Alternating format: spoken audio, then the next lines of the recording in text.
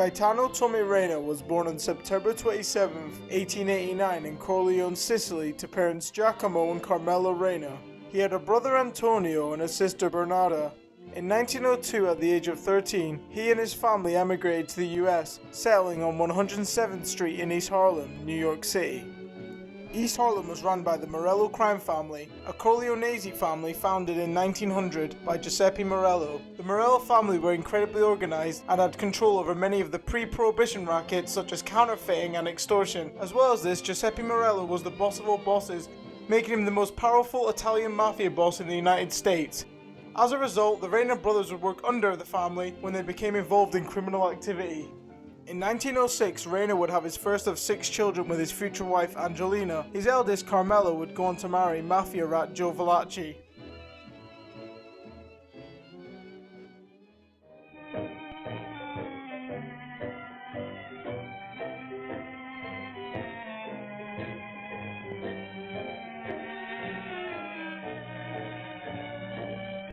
In 1910, Morello family boss Giuseppe Morello and Lupo family boss Ignacio Lupo would be sentenced to 25 to 30 years in federal prison for counterfeiting.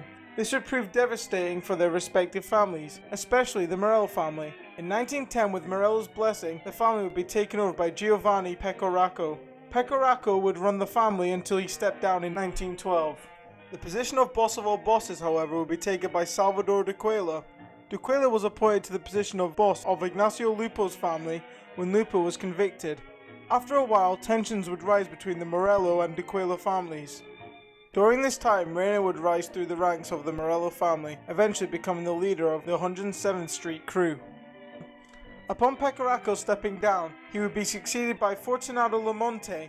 Giuseppe Morello's half-brothers, Niccolo, Ciro, and Vincenzo Terranova, were also appointed to lead certain territories throughout New York City. This arrangement would have Fortunato and the Terranova brothers meeting regularly to discuss business at a saloon on East 107th Street. Salvatore D'Aquila quickly realized he could significantly increase his power if he took over the Morello family by appointing a boss loyal to him.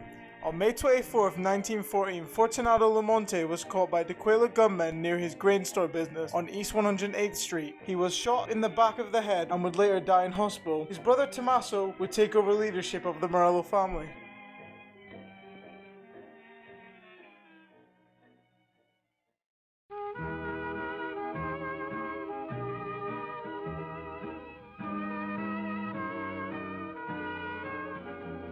In November 1914, Jewish poultry dealer Barnett Baff was shot and killed. He was allegedly killed by Sicilian hitmen hired by rival poultry dealers. Allegedly, these hitmen were provided by Morello capo Ippolito Greco. Shortly after the murder, Reina was arrested alongside future LA boss Jack Dragna, and they were both held as material witnesses. They were both eventually released due to lack of evidence. By 1915, tensions were at an all-time high between the Camorra from Naples, led by Pellegrino Morano, and the Morello family. A war eventually broke out after the death of gangster Josue Gallucci. Gallucci ran an incredibly lucrative numbers racket that both the Camorra and Morellos wanted to take over. Another factor that led to the war was the Camorra's attempts to take over certain Morello territories. On October 13, 1915, Morello family boss Tommaso Lamonte was gunned down outside of his saloon on East 116th Street. This was likely unrelated to the conflict between the Morello family and the Camorra. Also in 1915, Ippolito Greco was caught on East 108th Street by unknown gunmen and shot to death. After the deaths of Lamonte and Greco, Salvatore Loiacano would take over as boss of the family. Loiacano was appointed by Salvatore D'Aquila. By 1916, Niccolo Terranova would attempt to resolve the conflict between the Morellos and Camorra. By this point, the Morello family had significantly weakened, having lost some of their highest-ranking members. Another reason for this was that Niccolo Terranova was more forward-thinking than the previous bosses. He was raised in the United States and had no interest in old-world conflicts. On September 7, 1916, Niccolo Terranova would be able to arrange a meeting in Camorra territory with leader Pellegrino Morano. What Terranova didn't know is that he was being lured into a trap on Johnson Street in Brooklyn. Terranova and his bodyguard were both shot and killed by Camorra members.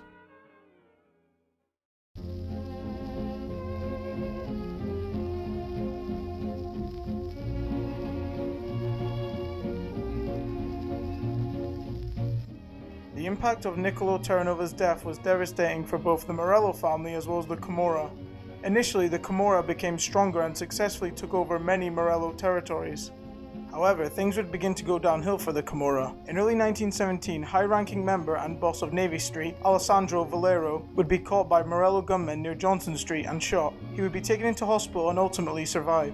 Things would only get worse as one of their enforcers, Ralph Daniello, would be arrested for murder and began talking to the police. He was able to give them details regarding multiple unsolved murders and other crimes. During the court case in early 1918, Daniello's testimony would result in Alessandro Valero being sentenced to life in prison for the murder of Niccolo Terranova, and the boss, Pellegrino Marano, being sentenced to 20 years.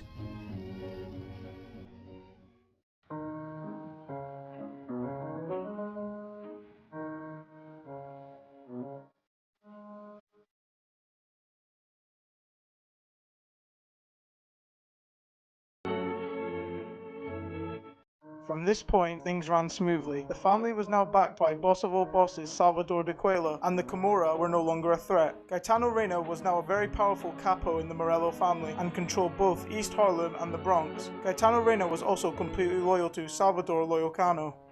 Reina eventually became a wholesale ice dealer, supplying ice to residents of the Bronx and Harlem. This was a very lucrative business that gave him a legitimate income stream. He also began working alongside another businessman and Morello gangster from East Harlem, Tommaso Gagliano. By the end of the 1910s, Gaetano Reina was already very wealthy. However, the 1920s would elevate his wealth due to a law that passed on January 17, 1920. The 18th Amendment outlawed the sale and possession of alcohol in the United States. This resulted in small-time gangsters selling bootleg alcohol. Guys like Reina, however, had the money and means to import high-quality alcohol from Canada or the UK.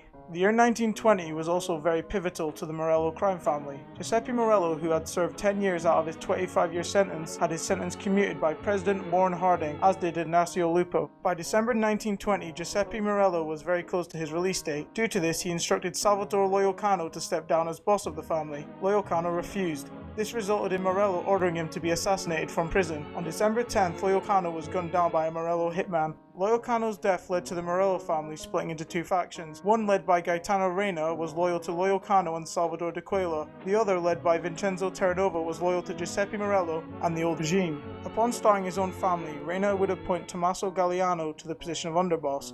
One man who sided with the Morello family was Giuseppe "Joe the Boss" Masseria.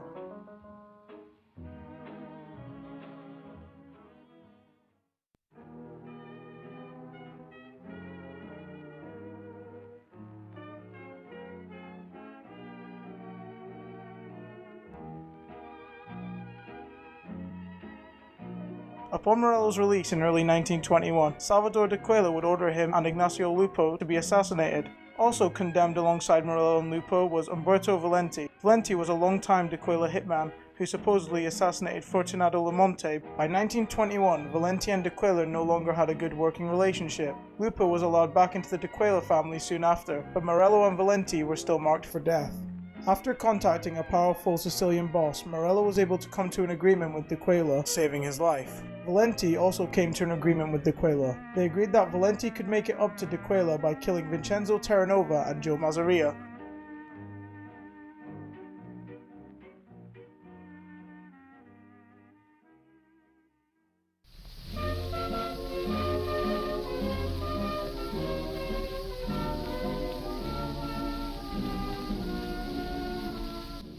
On May 7, 1922, Vincenzo Terranova was gunned down by Umberto Valenti on 116th Street. This resulted in Joe Masseria taking over his family. Valenti would now target Masseria. On May 8th, Joe Masseria was shot at on Grand Street but survived. Another assassination attempt would come on August 9th on 2nd Avenue and 5th Street. On August 11th, Valenti would be lured into a trap by Masseria and Giuseppe Morello. On his way to meet them, he was gunned down in broad daylight by two Masseria gunmen. By this point, Salvatore D'Aquila was losing power and influence. Masseria was now backed by Morello and had a very strong crew under him, guys like Charles Lucky Luciano and Vito Genovese.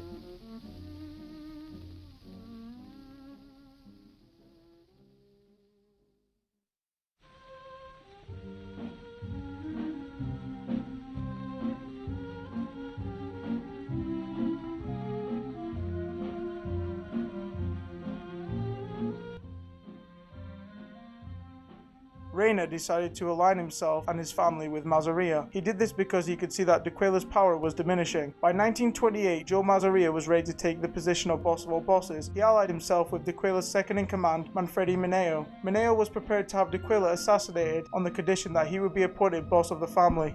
On October 10th, D'Aquila was gunned down on Avenue A in Manhattan. D'Aquila was caught by Mineo gunmen on his way to a doctor's appointment.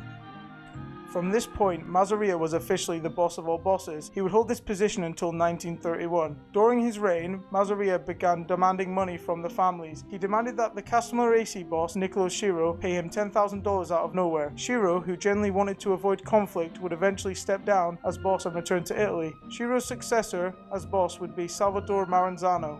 Salvatore Maranzano would begin garnering support from the families. Most of the families were tired of Masseria and felt that he was too greedy and tyrannical. The first family Maranzano got on side with was the Reina family. Masseria realized this and ordered Charles Lucky Luciano to organize Reina's death. On February 26, 1930, Luciano hitmen Vito Genovese and Masseria loyalist Joseph Pinzolo would catch Reina outside of his girlfriend's house at 1521 Sheridan Avenue in the Bronx. Genovese would shoot Reina 3 times with a shotgun, causing him to die in hospital. This event would start a war between Maranzano and Masseria, eventually resulting in Maranzano taking over as boss of all bosses.